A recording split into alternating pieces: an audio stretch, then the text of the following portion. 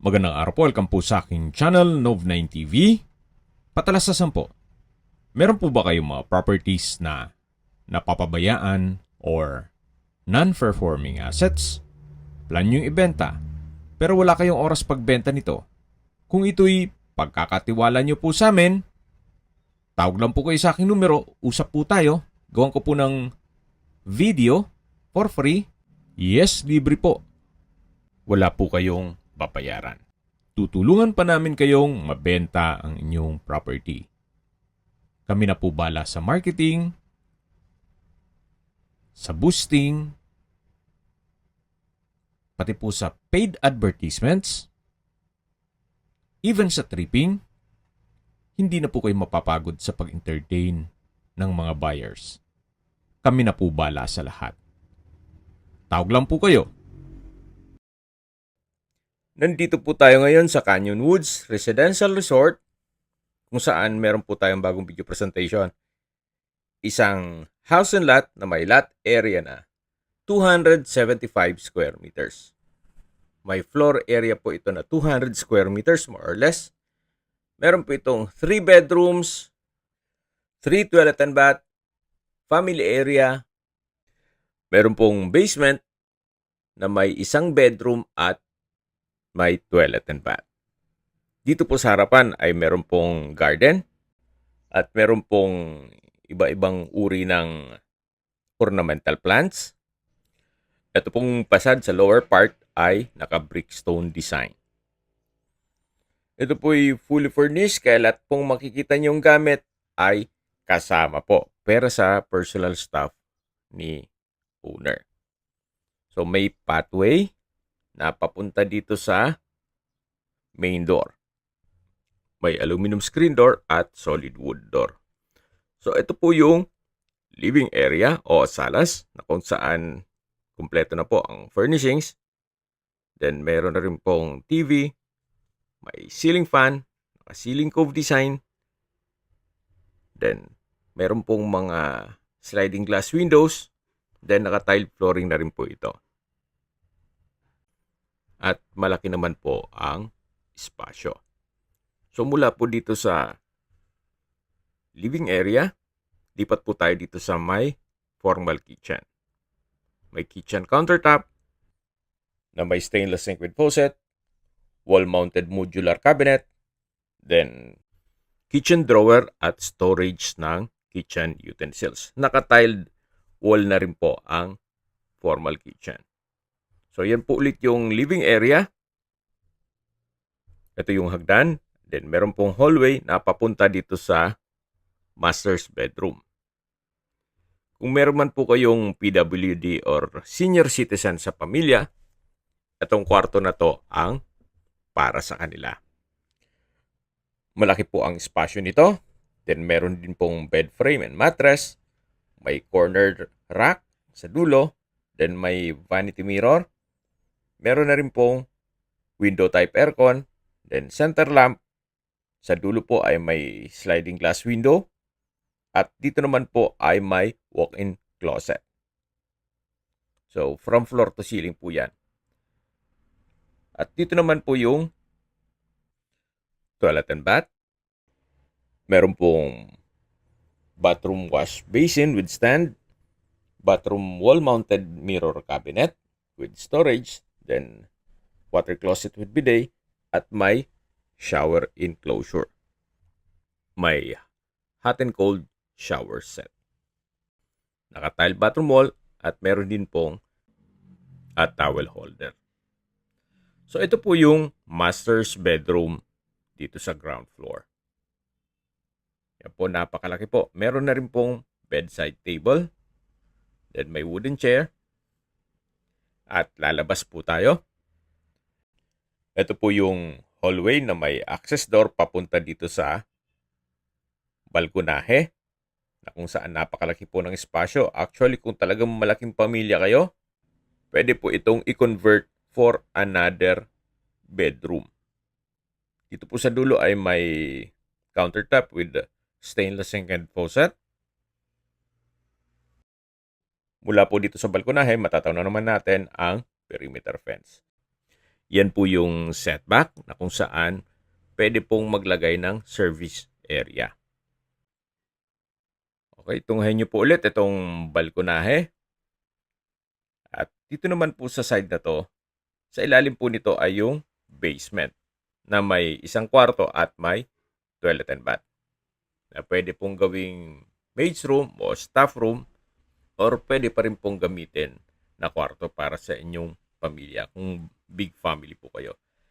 Balik po ulit tayo dito sa hallway.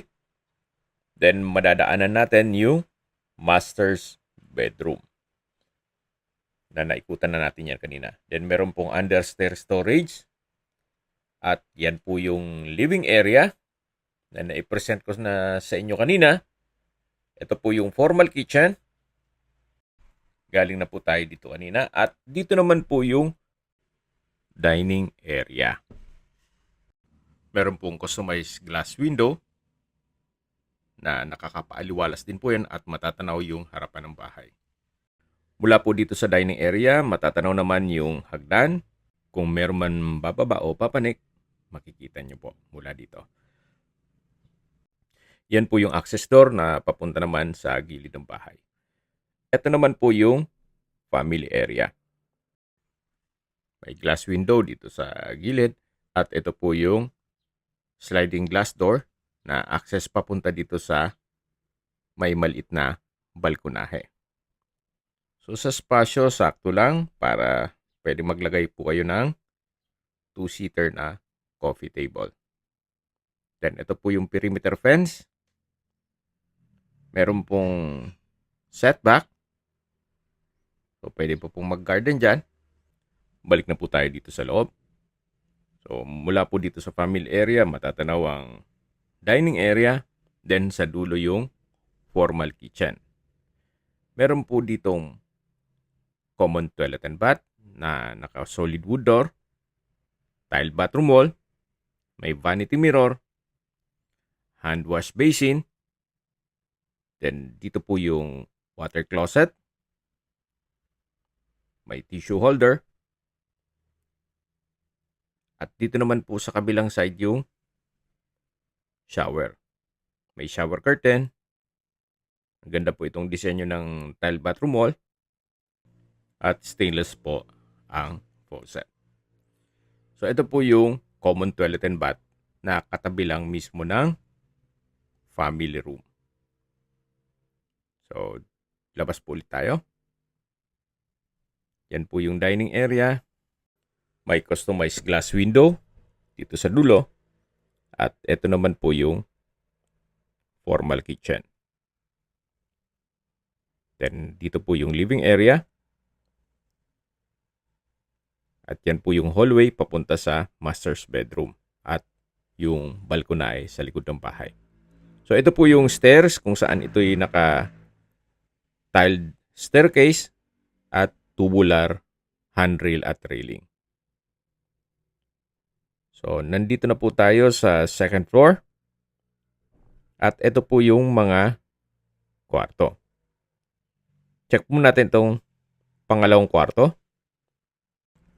Meron na rin po itong bed frame and mattress, bedside table and cabinet.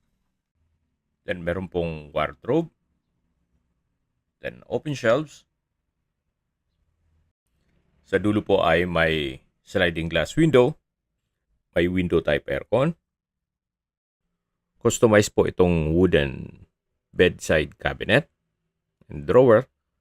At dito naman po yung toilet and bath. So, Jack and Jill po ito. Sharing sila ng kabilang kwarto. Meron po ditong wall-mounted ceramic wash basin. At dito naman po yung shower area at toilet. So, naka-tiled bathroom wall po ito. Then, meron pong hot and cold shower set. Dito naman po sa kabilang side ay yung water closet. Then may tissue holder, may towel rack, at may bathroom window. Ito po yung bathroom door dito sa kabilang kwarto. So, ikutan po natin yan. Meron din pong wall-mounted hand basin o wash basin. At balik po ulit tayo dito sa unang kwarto, dito sa second floor o pangalawang kwarto na to sa buong bahay. Yan po, tunghayan nyo po ulit. Malaki naman ang espasyo nito. At lalabas na po tayo para check natin yung kabilang kwarto. So dito po sa side na to ay may sliding glass window na napaganda rin po ng tanawin. Yan po, meron pong mountain view. Napakaaliwalas po at kay gandang pagmasdan. So ito po yung view mula dito sa second floor. Check na po natin yung second bedroom na kinonvert nila sa entertainment room o music room. Then ito po yung tinutukoy ko na kwarto na may access din dun sa toilet and bath na kung saan dyan po tayo galing kanina. Okay, check natin yung window o sliding window na kung saan matatanaw din yung likod ng bahay. Sobrang tahimik po. Gawa nang wala ng kapitbahay dito sa likod. So, bakanting lote po yan. Meron din pong wall-mounted na wooden rack. Actually, open shelves supposedly ito. Nilagyan nila ng mga kanilang kagamitan. So, ito po yung pangatlong kwarto sa buong bahay. Habang naglilibot po tayo, singit ko na po ang distance, location, at travel time. Mula po sa Twin Lakes, ang distance is 6.4 kilometers at ang travel time is 12 minutes. Mula naman po sa Mendez Crossing, ang distance is 12.8 kilometers at ang travel time is 20 minutes. Mula naman po sa Tagaytay Rotonda, ang distance is 29 kilometers at ang travel time is 35 minutes.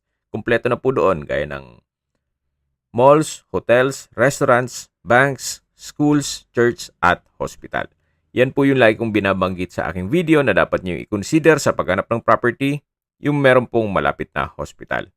Hindi ko naman po sinasabing sakitin kayo, yan naman po yung for emergency purpose lang naman. At mula naman po sa Manila o sa airport, ang distance is 76.3 kilometers at ang travel time is 2 hours and 28 minutes. So yan po yung setback. Then yung access door papunta sa family area. Ito po yung glass window mula naman sa dining area. Ito po yung harapan ng bahay na may pocket garden. At mula po dito, ito naman yung daan papunta sa basement. So may ilang steps ng stairs o hagdan dito. Bababa po tayo. Then may tubular handrail. So ito po yung tinutukoy ko na maid's quarter o staff room o another room. May salas or living area.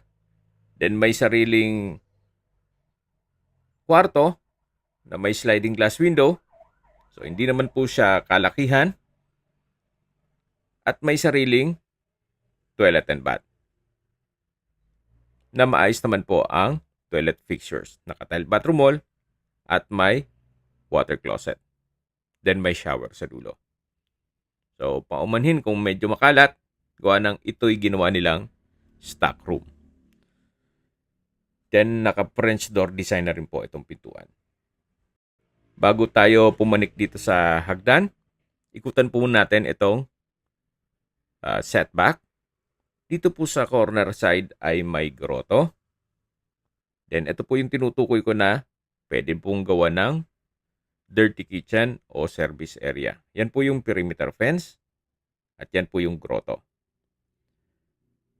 Okay, sa mga nag-skip po ng video, summarize ko lang po. Ito pong property ay nasa Canyon Woods. Ito po ay isang exclusive subdivision na kompleto po ang amenities gaya ng clubhouse, swimming pool, parks and playgrounds. Meron din pong 4-star hotel dito sa loob at 9-hole golf course. Meron din pong 24 hours security. Yan po. Tunghen nyo po itong kapaligiran, napakatahimik, sariwa ang hangin, at malamig po ang klima. Ang elevation po nito above sea level ay 1,640 feet. Okay, sa presyo na po tayo. Binebenta po ito ni owner sa halagang 9.8 million pesos. Net, ibig pong sabihin, si buyer na po ang sasagot sa lahat ng taxes at expenses with regards to documentation. Kung may mga katanungan po kayo, tawag lang po kayo sa aking numero. At sa mga kababayan naman natin na sa ibang bansa, meron po akong Telegram. Sa mga iPhone user naman, may iMessage. Meron din pong Imo, Skype, Viber at WhatsApp. Same number lang po, 0917-316-3399. Sa mga nagtatanong naman po ng aming Facebook, meron po aming Facebook page na Nov9TV at Facebook Real Video. Meron din pong TikTok at Instagram. May ibang YouTube channel po kami, the Nov9TV channel, Nov9TV Listings, Nov9TV On The Spot, Nov9TV Updates, at Nov9TV House Rental. Sana po naibigyan nyo ang video presentation. Paki-like and subscribe na lang po sa aking channel para ma-update din po kayo sa aking future listings. Kung sakali po hanap nyo yung mas malaking sukat ng lupa, meron din po kami ibang listings na pwede nyong pagpilian. Huwag po kayong mag-atubiling tumawag sa amin. Then, let us know your budget para malaman namin kung anong property pwede naming ilog sa inyo. Sa lahat pong viewers, subscriber at nagtiwala po sa amin, salamat po sa suporta. Ingat po kayo lagi at yung pamilya. Maraming salamat po.